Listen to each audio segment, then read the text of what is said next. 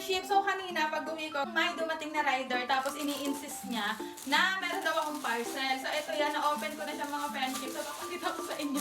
Hindi ko pa alam kung saan to galing. Siguro, dun sa mga naging collaboration ko dati, or ngayon. So, hindi ko pa alam. Pero tinignan ko siya mga friendship.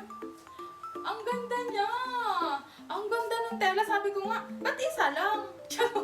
Ang ganda. Wait, susukatin ko para makita niyo. So, ganito siya mga friend, oh. Ang ganda! Grabe, magagamit ko to sa content ko, sa pagtitinda serye ko. Ano daw?